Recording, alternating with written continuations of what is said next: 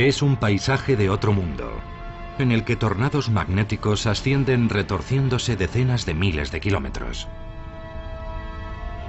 Misteriosas manchas oscuras, lo bastante grandes como para engullir la Tierra, aparecen y desaparecen. Y violentas erupciones lanzan al espacio toneladas de partículas con cargas eléctricas, a velocidades de más de 3 millones de kilómetros por hora. Esto no es un mundo extraño al otro lado de la galaxia. Es nuestro Sol. Y ahora, gracias a nuevas tecnologías, podemos verlo como no lo habíamos visto nunca. Los satélites están dando a los científicos nuevos datos sobre misterios que han intrigado a la humanidad desde hace siglos. ¿Habéis visto eso? ¡Qué llamarada! ¿Cómo funciona nuestro Sol? ¿De dónde viene su energía? ¿Y qué impacto puede tener lo que ocurre en sus entrañas sobre nosotros, que estamos a 150 millones de kilómetros de distancia? Encontrar respuestas se ha convertido en una cuestión urgente. ¿Un impacto mayor? Sí. Nuestro Sol tiene una cara oscura. Sus violentas tormentas son capaces de quemar las redes eléctricas que alimentan nuestra vida cotidiana. Y podrían llegar a sumirnos de nuevo en la Edad Media. Esta es la razón de que científicos de todo el mundo se hayan propuesto comprender los secretos del Sol. Ahora podemos acompañarlos en un viaje hasta lo más profundo de su núcleo, explorar su atmósfera abrasadora y volar junto a sus espectaculares tormentas solares.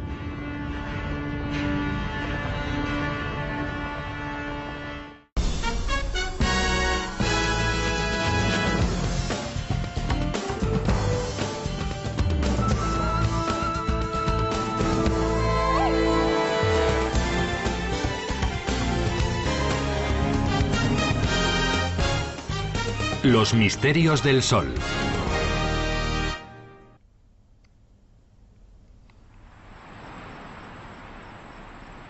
Es el amanecer del 15 de febrero de 2011, en Boulder, Colorado.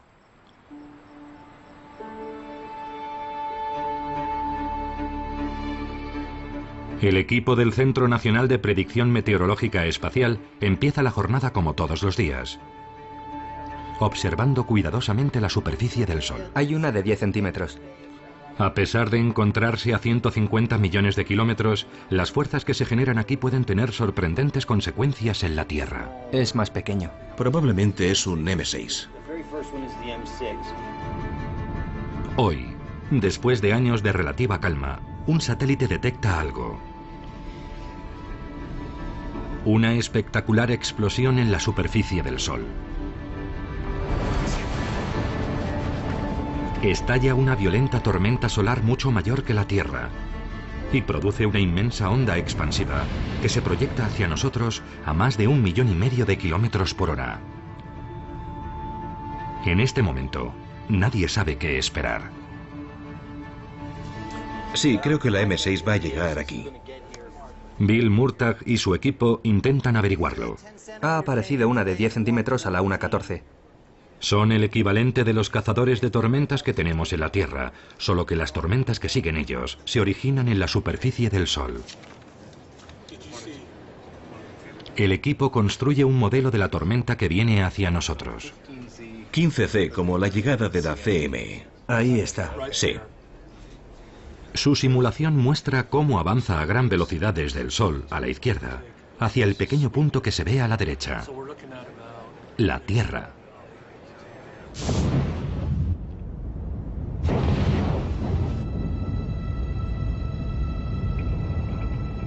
Esta tormenta solar representa una doble amenaza. La primera es una llamarada solar, que produce una explosión de rayos X que puede llegar a la Tierra en pocos minutos. Su segundo efecto, aún más preocupante, llega varios días después, y es un fenómeno llamado eyección de masa coronal, según sus siglas en inglés, CME. Es una onda formada por miles de millones de toneladas de partículas electromagnéticas que se puede observar en esta imagen repetida, según se propaga desde el ojo de la tormenta. Estos dos fenómenos podrían afectarnos como un tsunami cósmico.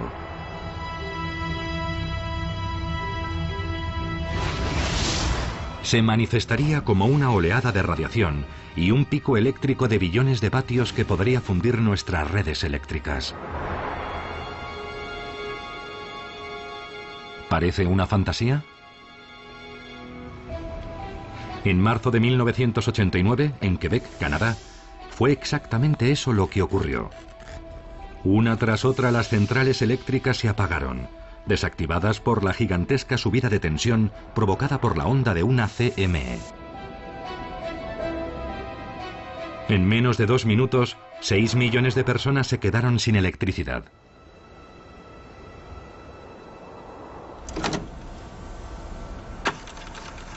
Hace poco, Jim Green, un científico de la NASA, encontró pruebas de que una tormenta solar aún más violenta golpeó a la Tierra en 1859.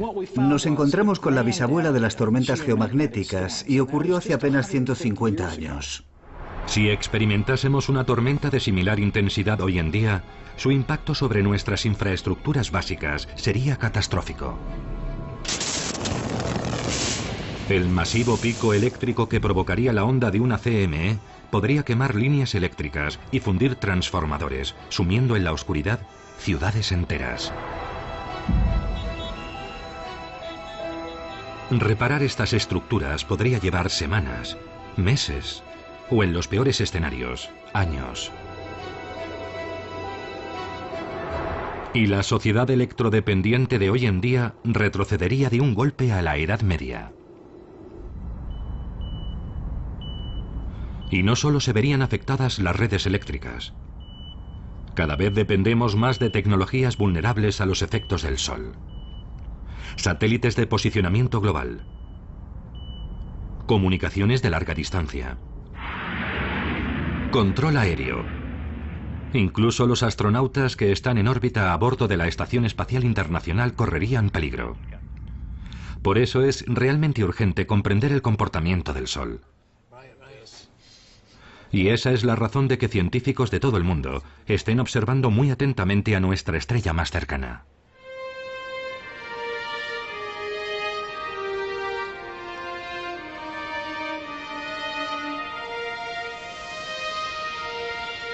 Hemos admirado el Sol desde la antigüedad, lo hemos adorado y hemos construido culturas enteras alrededor de su poder.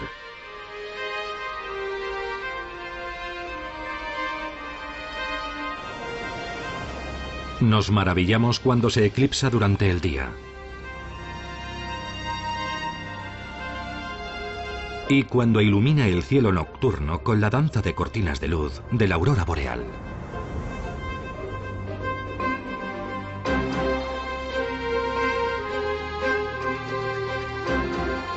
Su poder y su tamaño nos asombran.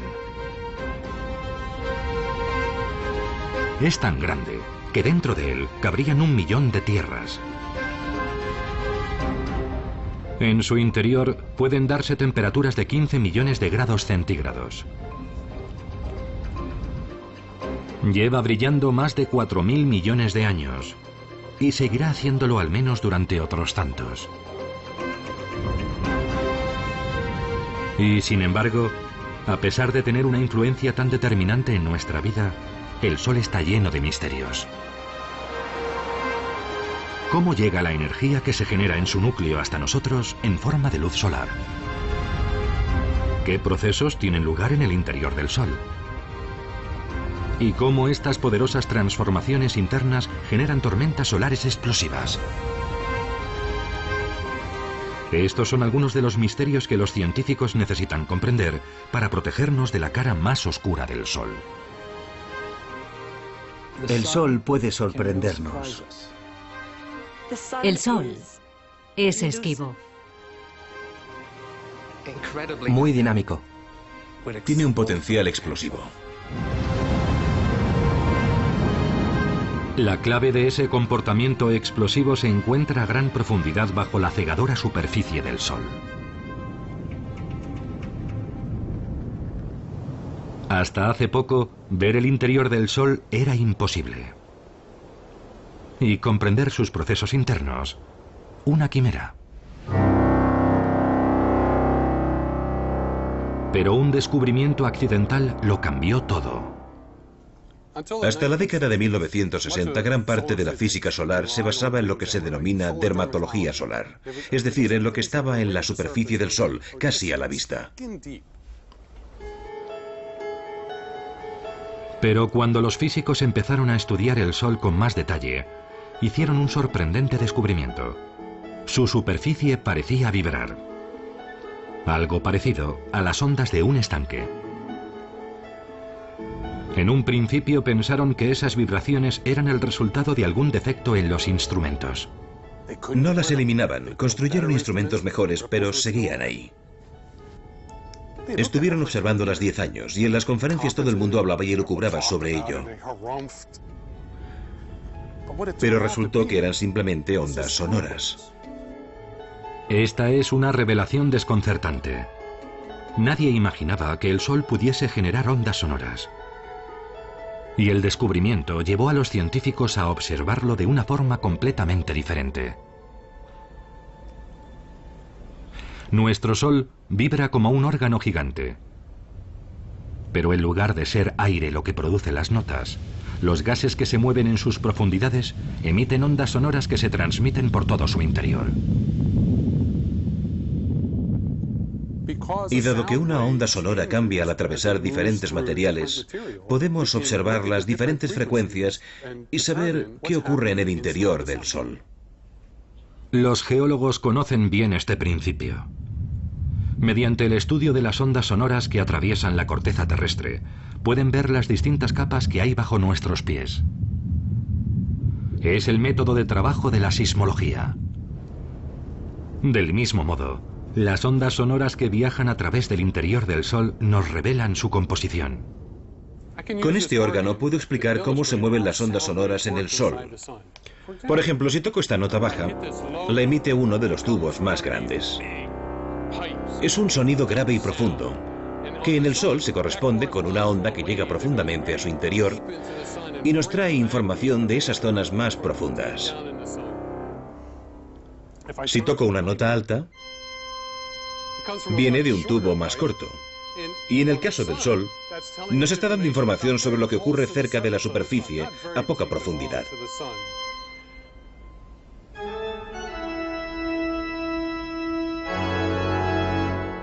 En el interior del Sol resuenan 10 millones de frecuencias diferentes. Al descifrarlas, se está dando un enfoque sísmico al estudio de su estructura, lo que ha dado lugar a una nueva ciencia, la heliosismología.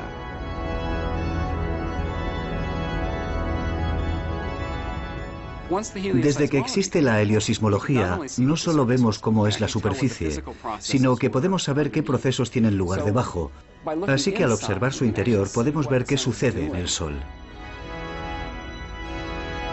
Poder ver bajo la superficie del Sol es una poderosa herramienta.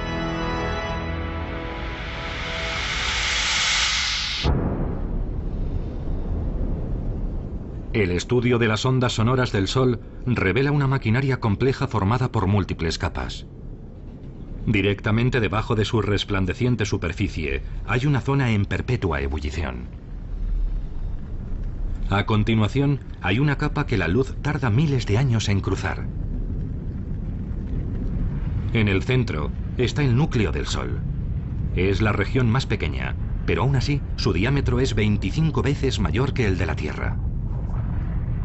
Este es el centro energético de nuestra estrella. Todo lo que experimentamos en la Tierra, la luz del Sol, el calor y los efectos de las tormentas solares, comienza aquí.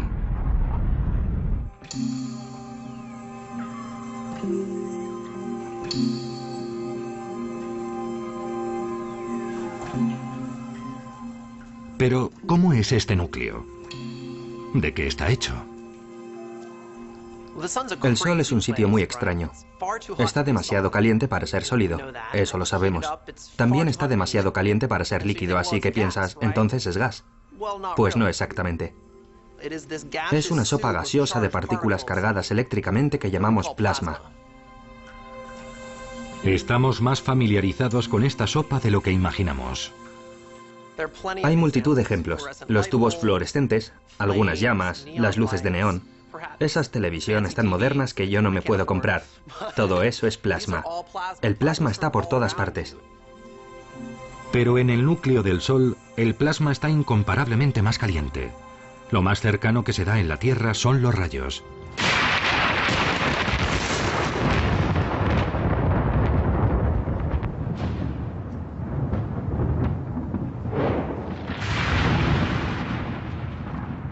Durante las tormentas se acumulan cargas eléctricas capaces de producir rayos que alcanzan temperaturas de decenas de miles de grados. Eso es mucho calor, pero sigue estando muy por debajo del calor del núcleo del Sol. Si llegáramos hasta el núcleo del Sol, el plasma estaría a 15 millones de grados. Cuando se formó el Sol, el hidrógeno que había en su centro quedó comprimido bajo el peso del material que tenía encima. La temperatura y la presión fueron aumentando hasta un punto en que los átomos de hidrógeno se rompieron formando electrones y protones, creando el plasma. Y es en estas condiciones extremas cuando ocurre algo realmente alucinante: la fusión nuclear.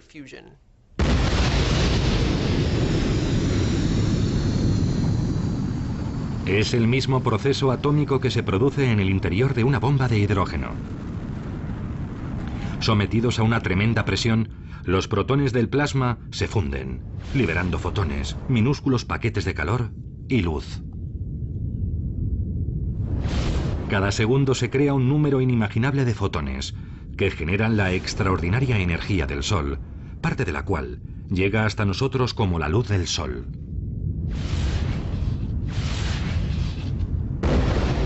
Esta alquimia atómica convierte más de 4 millones de toneladas de masa en energía cada segundo, en un proceso cíclico interminable. Esa cantidad de masa convertida en energía es el equivalente a 10.000 millones de bombas de hidrógeno cada segundo. Y el Sol hace eso día tras día. Lo ha estado haciendo durante 4.000 millones de años. Y lo seguirá haciendo mucho tiempo después de que yo desaparezca.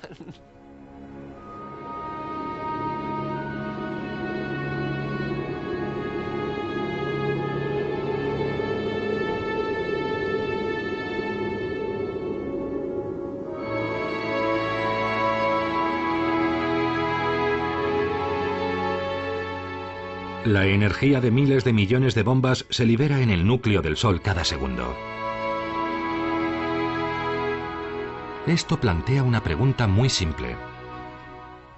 Podríamos preguntarnos, bueno, ¿y cómo es que el Sol no se desintegra? Y es porque se da un equilibrio maravilloso. En el núcleo del Sol tenemos toda la presión de esa fusión que empuja hacia afuera. Pero el Sol es enorme, de modo que hay una gran presión gravitatoria que empuja hacia adentro. Así que la gravedad empuja hacia adentro y el Sol intenta explotar desde el interior. Y es este maravilloso equilibrio entre esas dos fuerzas el que mantiene al Sol de una pieza.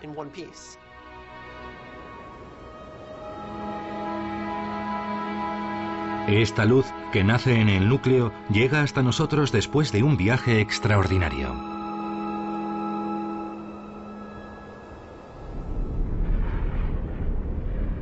Fuera del núcleo, la presión y la temperatura descienden y deja de haber fusión nuclear. Ahora cada fotón inicia un largo y penoso viaje a través de la capa de plasma de mayor espesor del Sol, la llamada zona radiante. Aunque está menos comprimido que en el centro del Sol, aquí el plasma sigue siendo muy denso y a los fotones les cuesta mucho atravesarlo. Cada paquete de energía es absorbido y expulsado por las partículas de plasma una y otra vez. En esa parte no se genera energía, pero sí se transmite mediante la radiación, y por eso la llamamos zona radiante. No es muy original. Los fotones van avanzando lentamente a través del plasma, rebotando en zigzag, siguiendo lo que se denomina caminos aleatorios. Imaginemos que estamos en una sala llena de gente y que intentamos atravesarla, saludando a la gente, y cada vez que saludamos a alguien hay que parar y seguir avanzando en otra dirección. Así que tardamos mucho en ir de un extremo a otro, porque nos desviamos continuamente de nuestro camino. Y lo mismo les ocurre a los fotones en el interior del Sol. No tienen una dirección determinada, lo único que quieren es moverse y saludar a otras partículas. Aunque se mueven a la velocidad de la luz, a casi 300.000 kilómetros por segundo, los fotones tardan más de 100.000 años en cruzar esta capa. Finalmente, los fotones llegan a una zona donde la presión vuelve a descender. El plasma es menos denso y les resulta mucho más fácil moverse. Los fotones siguen conservando una gran cantidad de energía. Ahora pasan a la zona convectiva, calentándola desde abajo. El plasma de esta zona, menos denso, hace moverse a los fotones de otra forma. En lugar de rebotar, de repente se mueven de forma ordenada. Es como si alguien hubiera dicho a comer y todas las partículas decidieran ir hacia allá. Tienen que hacer cola para salir, así que tardan un mes en llegar desde la zona convectiva hasta la superficie, un periodo relativamente corto. Durante este breve periodo, el calor de los fotones envía plasma hasta aquí en un movimiento permanente, una especie de masa en ebullición de casi 200.000 kilómetros de espesor. Se parece a una inmensa lámpara de lava.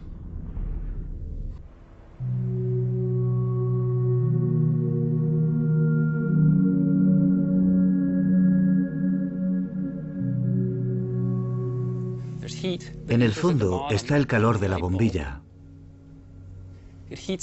Calienta la cera y las burbujas suben hacia la superficie. Cuando llega arriba se enfría y al enfriarse aumenta su densidad y vuelve a bajar.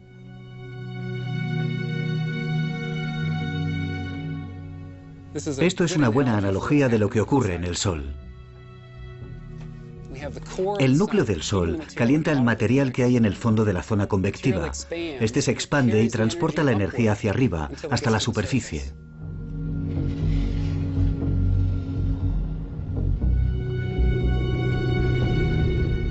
Estas increíbles imágenes muestran la convección en la superficie del Sol. Plasma que aflora y se hunde, creando un efecto hipnótico llamado granulación.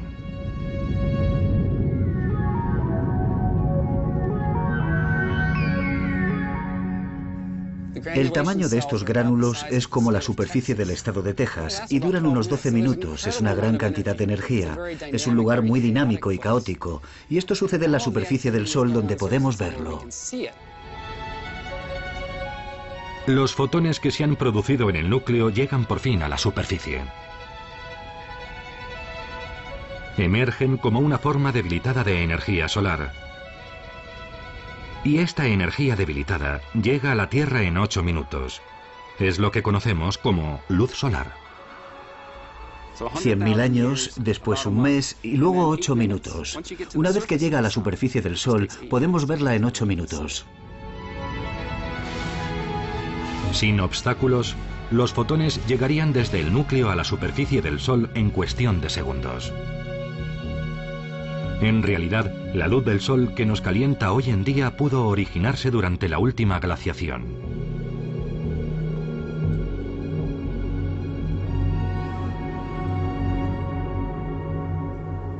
La energía que llega a la superficie del Sol no solo se convierte en luz solar, también puede desencadenar tormentas solares.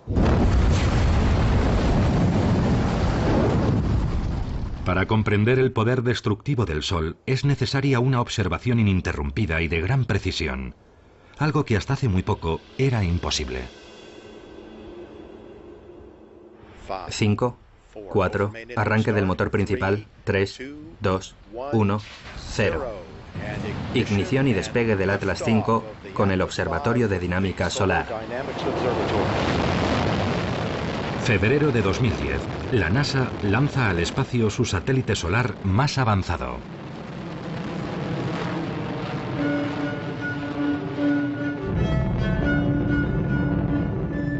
Es el Observatorio de Dinámica Solar SDO, según sus siglas en inglés.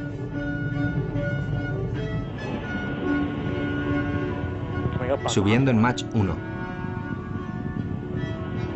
El SDO es el primer satélite que transmite información casi continua a superalta resolución de nuestra estrella más cercana, ofreciendo a los investigadores un acceso hasta ahora impensable al Sol y a sus secretos. El primer día fue muy emocionante porque íbamos a abrir la puerta e iba a entrar la luz del Sol en el instrumento por primera vez.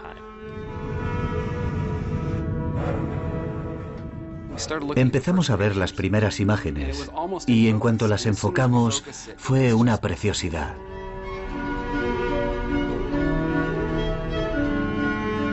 Estas nuevas imágenes muestran al Sol como no lo habíamos visto nunca.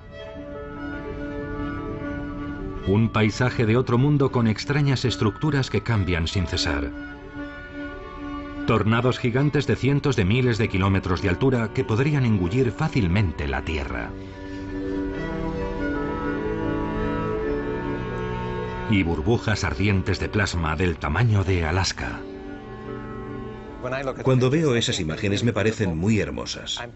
Me asombra su dinámica. Todo está cambiando continuamente, mires donde mires. Y también me impresiona su complejidad. Y no es sorprendente. Los satélites anteriores solo mostraban una parte del Sol en alta resolución. Ahora pueden verlo con un detalle prodigioso. Para poder examinar las imágenes que recibimos a diario del SDO, hemos construido esta pared especial, formada por 9 pantallas de televisión de alta definición que muestran estas imágenes. La combinación del instrumento y la pantalla constituye una forma completamente nueva de ver el Sol. Podemos ver con detalle lo que está pasando. Y es realmente un salto de gigante en la física solar poder ver esto todo el tiempo. Una ventana permanentemente abierta al Sol.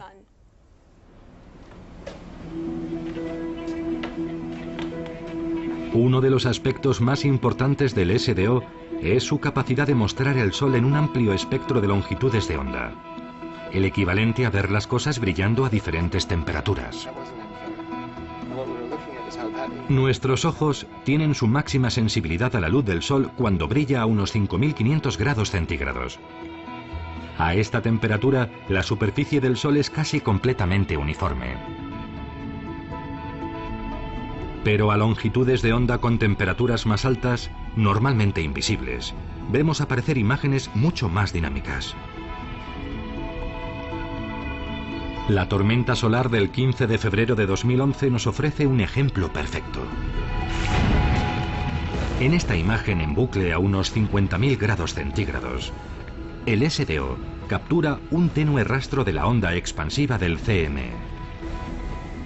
Pero a más de 1 millón de grados se ve con una claridad muy superior cómo se transmite la onda a través del plasma superardiente desde el ojo de la tormenta. Esto permite a los investigadores observar cómo evolucionan las ondas expansivas de la eyección de masa coronal por toda la superficie del Sol. Este es un momento increíble para la física solar, gracias a estas maravillosas imágenes en alta resolución que nos permiten entender mejor la física de lo que ocurre cuando se producen las tormentas solares.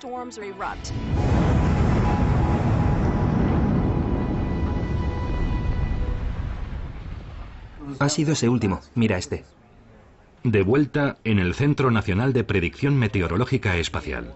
Esa es la M1. Bill Murtagh sigue atentamente la onda de la CME provocada por la tormenta. Son más de 1.000 millones de toneladas de plasma. Y ya solo se encuentra a unas 20 horas de la Tierra. La esperamos como mucho el 17, a última hora. Y lo que ven es alarmante. En realidad hay 3 CME. Hemos rehecho los cálculos para mañana por la tarde. No solo se aproxima una CME. Vienen 1, 2 y 3.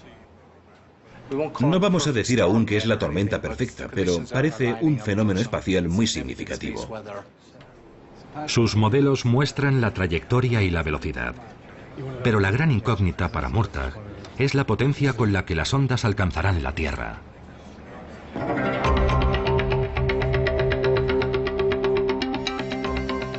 La clave está en una fuerza que gobierna el Sol: el magnetismo.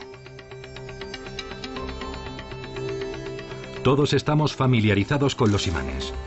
Poseen una fuerza invisible que atrae o repele partículas cargadas eléctricamente. De hecho, la Tierra posee un campo magnético que nos protege de las amenazas del Sol.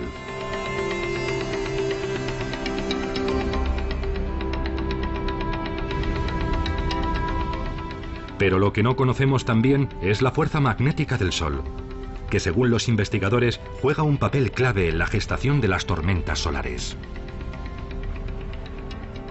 Hemos descubierto lo que hace falta para que una estrella sea magnética. Primero debe tener unos movimientos de convección justo debajo de la superficie, ese burbujeo del gas. Y tiene que girar. Cuanto más rápido gira, más actividad hay. Y siempre que interactúan el burbujeo y el giro, es cuando vemos una mayor actividad magnética en una estrella. Los astrónomos saben que la superficie del Sol gira de forma extraña. Si nos moviéramos desde los polos del Sol hacia su ecuador, notaríamos que gira a más velocidad. El análisis de las ondas sonoras del interior del Sol revela que las capas de plasma que hay bajo la superficie también giran a diferentes velocidades. Esto ocurre porque se comportan como si fueran un líquido que tiene mayor densidad cuanto más cerca está del núcleo. El interior del Sol es un lugar espectacularmente turbulento, y esas turbulencias son la clave del magnetismo del Sol. Estos movimientos, la convección, la rotación diferencial, el movimiento del ecuador a los polos, impulsan una nueva fuerza, un campo magnético. Es como si fuera una dinamo que está generando una fuerza que de hecho experimentamos aquí en la Tierra. Funciona como una gigantesca turbina eólica. El plasma que bulle en la zona convectiva crea potentes corrientes eléctricas, que a su vez generan un enorme campo magnético. Hay flujos que ascienden y flujos que descienden. El santo grial de estos científicos es comprender exactamente cómo esta dinamo genera tormentas solares. La explicación está en las profundidades de la zona convectiva.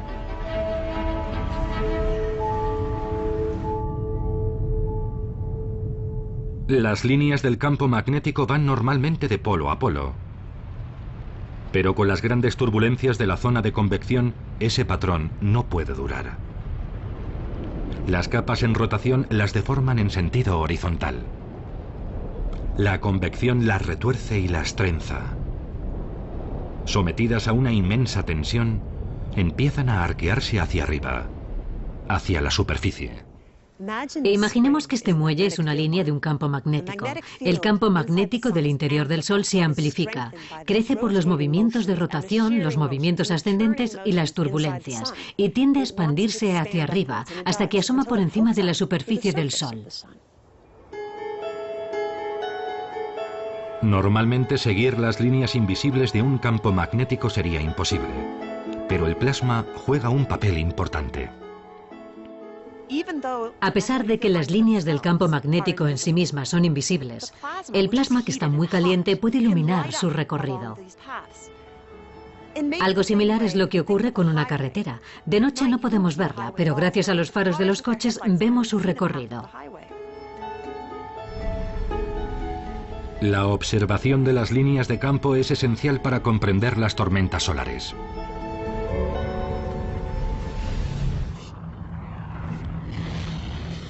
Al emerger, las líneas de campo forman bucles.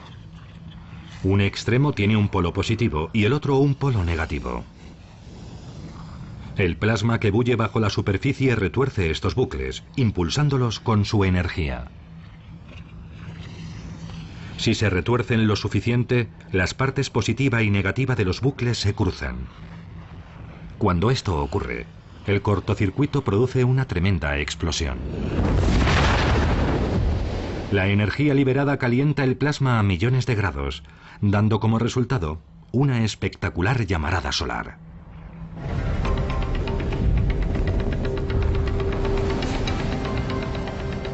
Es la dramática fase final de un viaje muy largo. Los fotones que se forman en el núcleo se abren paso hasta la superficie. Unos salen directamente al espacio como luz solar.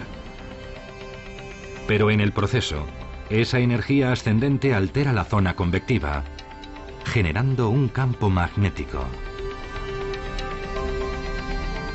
Las líneas de ese campo se retuercen hasta el punto de explotar en una llamarada solar. Actualmente, el SDO nos proporciona una secuencia de imágenes completa y sin precedentes de esta cadena de acontecimientos. Esto es maravilloso, porque el gas caliente perfila las líneas del campo magnético, que si no, no veríamos. Esto es una estructura que se retuerce mientras parte de la masa vuelve a ser absorbida hacia la superficie, y una gran parte escapa en la erupción. Esta es la esencia de la meteorología espacial o de las tormentas solares. Esto explica cómo se forman las llamaradas solares, pero la historia no se acaba aquí. El cruce de líneas de campos magnéticos puede provocar que redes de plasma salgan proyectadas al espacio.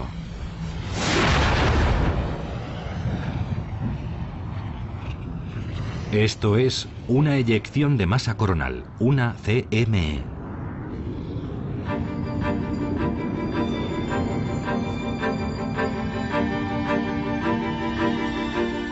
La imagen de cómo se forman las llamaradas solares y las CME está empezando a verse con claridad, pero queda una importante incógnita.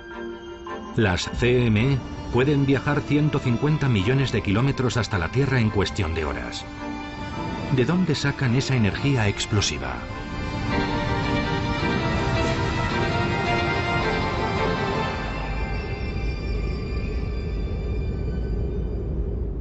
Parte de la respuesta se encuentra aquí, en la atmósfera del Sol, la corona. La corona está formada por plasma supercaliente que arde a más de 1,5 millones de grados centígrados. Una temperatura 300 veces superior a la de la superficie del Sol. Algunos científicos sospechan que este calor produce enormes ráfagas de energía que impulsan las CME hacia la Tierra, a velocidades asombrosas.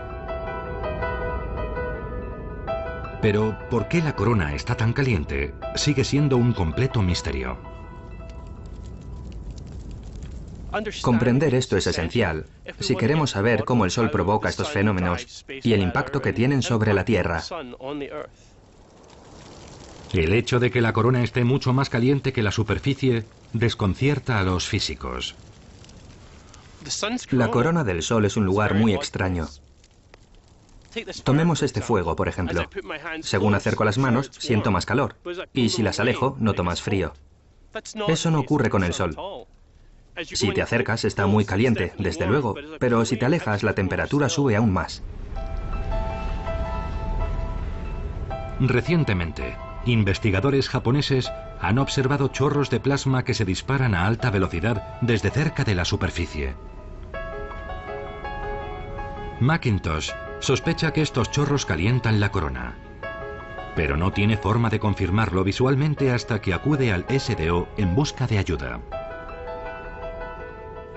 Y he aquí que conseguimos unir los puntos y comprobar que, en efecto, lo que veíamos saliendo de la parte baja de la atmósfera a gran velocidad, esta especie de llamas, alcanzaban temperaturas de un par de millones de grados.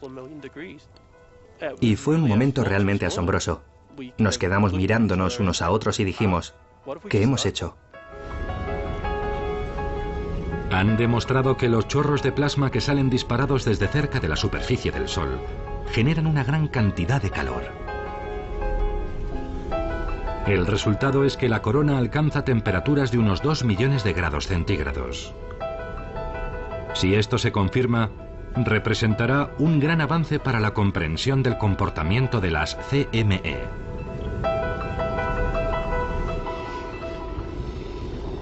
El inmenso calor de la corona actúa como el viento en un temporal, empujando sin cesar el plasma que rodea las líneas del campo magnético hacia el exterior, como si fueran velas que tiran de un mástil.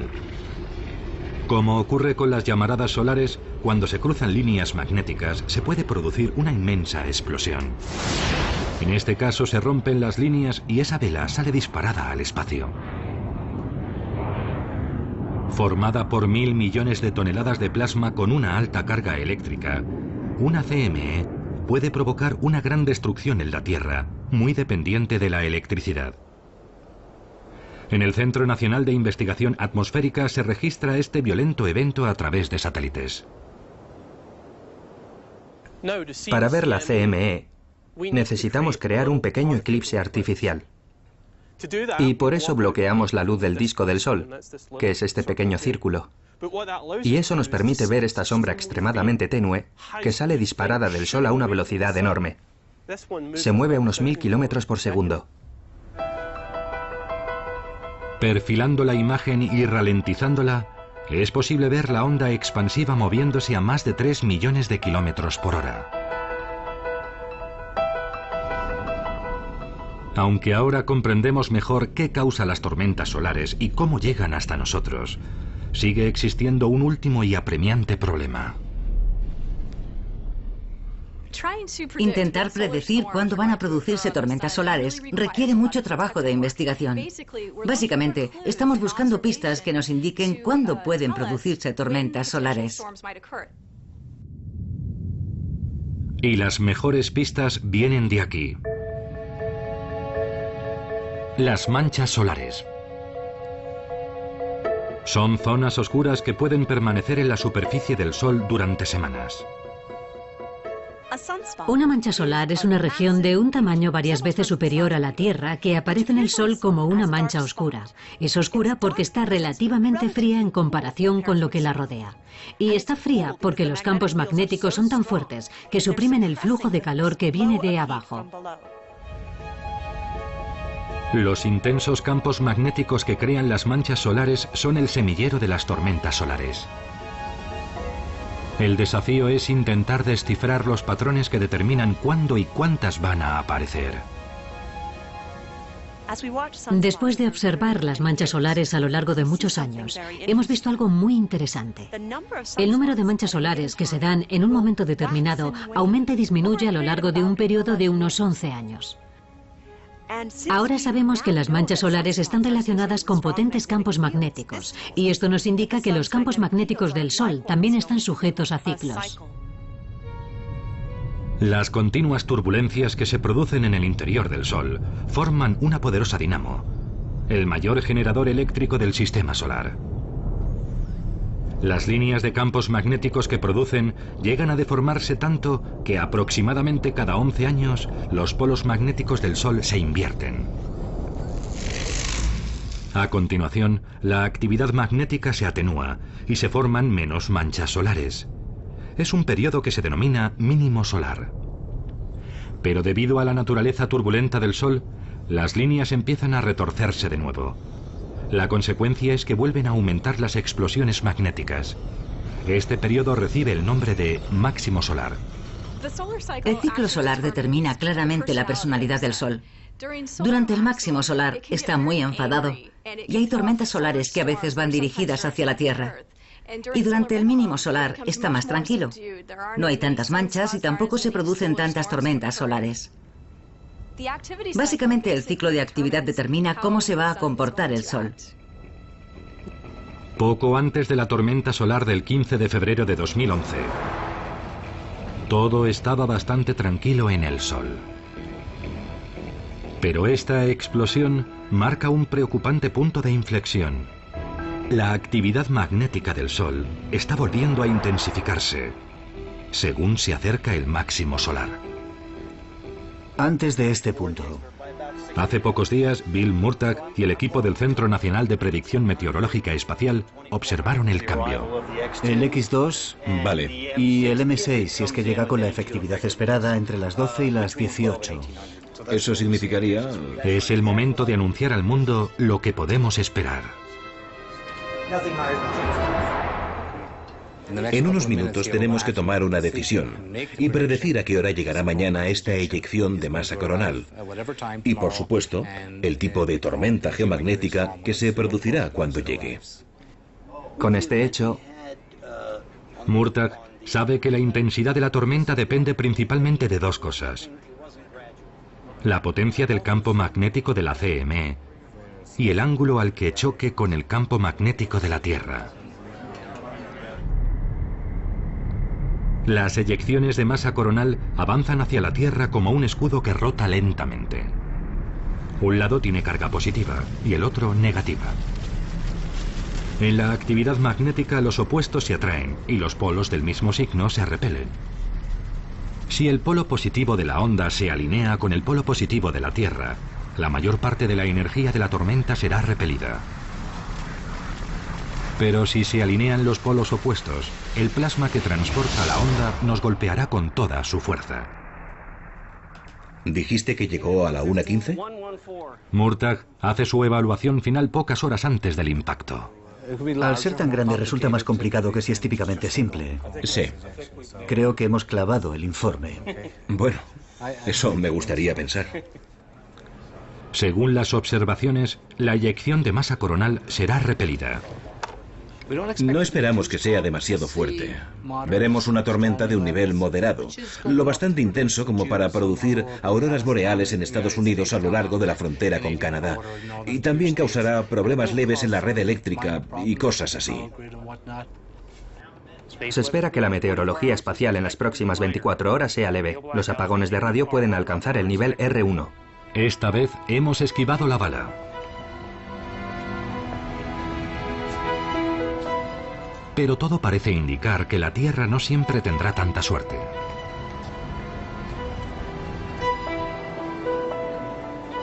Y ahora un relato con moraleja. Jim Green, de la NASA, lo descubrió mientras investigaba sobre la Guerra Civil Americana en la Biblioteca del Congreso.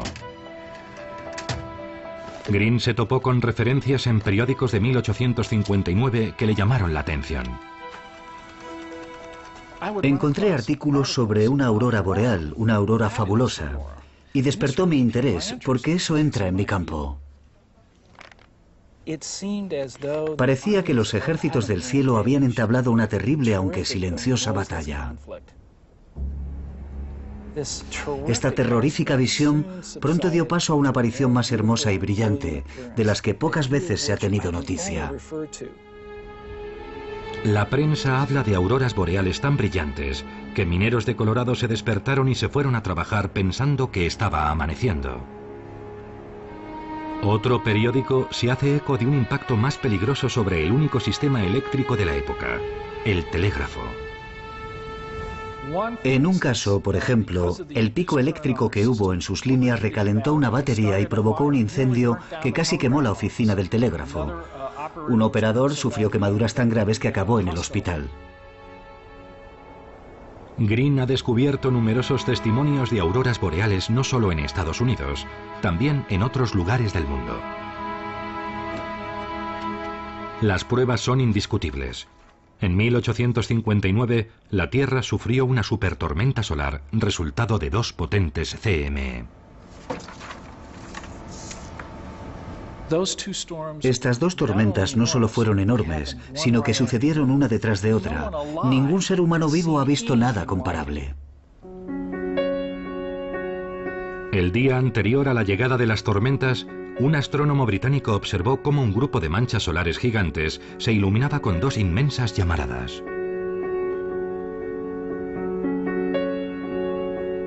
La segunda eyección de masa coronal llegó 18 horas después, lo que ha permitido a Green calcular su velocidad, 8 millones de kilómetros por hora. Chocó contra la Tierra a casi 4 veces la velocidad de las CME del 15 de febrero de 2011. A partir de los diferentes informes, Green ha podido reconstruir la tormenta solar de 1859. Las crónicas indican que los polos de la eyección de masa coronal estaban alineados. Y en lugar de ser repelidas, las ondas golpearon la Tierra con toda su potencia. Las partículas cargadas entraron como por un embudo en la atmósfera, electrificándola como un gigantesco tubo de neón y produciendo espectaculares auroras boreales. La tormenta fue tan intensa que el campo magnético de la Tierra estuvo a punto de colapsarse, Millones de toneladas de plasma se extendieron hacia el ecuador y una poderosa subida de tensión eléctrica sacudió todo el planeta.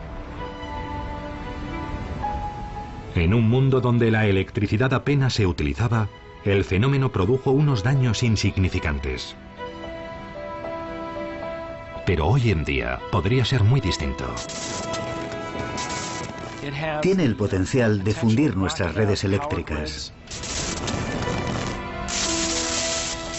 Y si quema los transformadores, tendríamos que vivir sin electricidad en muchos sitios durante bastante tiempo.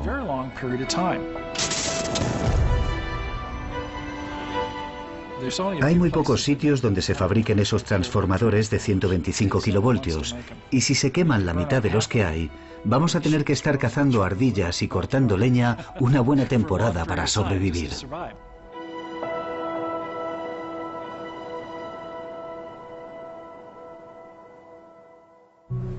Aumenta. Sí.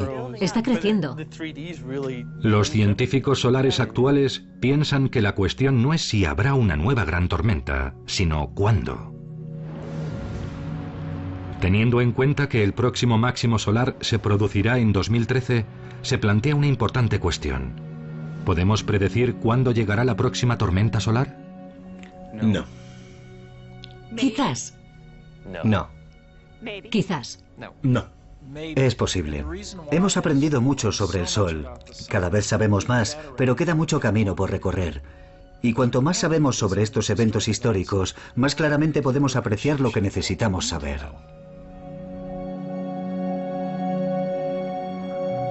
Hoy vemos el Sol con mucha más claridad que nunca. Estamos empezando a comprenderlo desde su interior. Pero su impredecible personalidad garantiza que siempre existirá la incertidumbre cuando se vive con una estrella.